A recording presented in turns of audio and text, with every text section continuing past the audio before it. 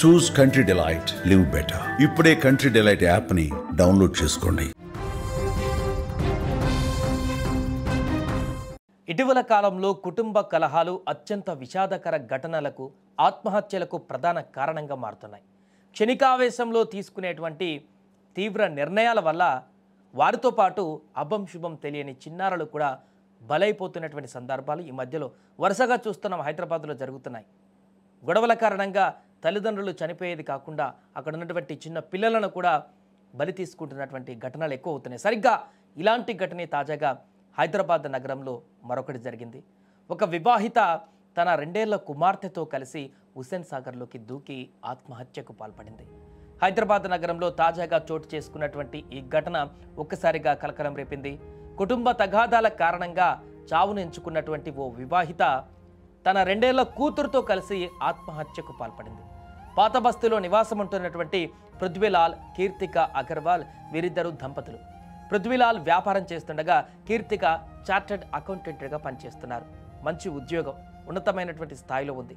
వీరికి బియారా అనే 2 ఏళ్ల చిన్నారి కూడా ఉంది. భార్యాభర్తల మధ్య కొంతకాలంగా గొడవలు జరుగుతున్నాయి. దీంతో కీర్తిక అగర్వాల్ 1.5 ఏళ్ల కిందటే కుమార్తెతో కలిసి బహదూర్పురలో ఉన్నటువంటి తల్లిదండ్రుల వద్దకు వెళ్ళింది. ఈ క్రమంలోనే కీర్తిక తన కుమార్తె బియారాతో కలిసి హుస్సేన్ సాగర్లో దూకి ఆత్మహత్యకు పాల్పడింది. సోమవారం నాడు నక్లెస్ రోడ్డులోని నీరా కేఫ్ సమీపంలో ఒక మహిళ మృతదేహాన్ని స్థానికులు గుర్తించారు. వెంటనే వారు పోలీసులకు సమాచారం ఇచ్చారు. మృతదేహం వివరాలు లభ్యం కాకపోవడంతో పోలీసులు దాన్ని మార్చురీకి తరలించి దర్యాప్తు చేపట్టారు.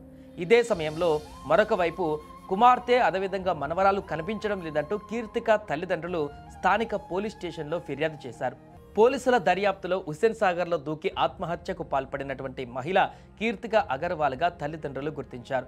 ఇక తల్లితో పాటు అక్కడ బిడ్డ కూడా చనిపోయినటువంటి పరిస్థితుల్లో ఉండడంతో దాన్ని గమనించి వారి యొక్క 2 మృతదేహాలను కూడా పోలీసులు వారికి అప్పగించారు. ఈ యొక్క పరిణామం అంతా కూడా ఆ కుటుంబ సభ్యులను తీవ్ర దిగ్భ్రాంతిలోకి గురిచేసింది.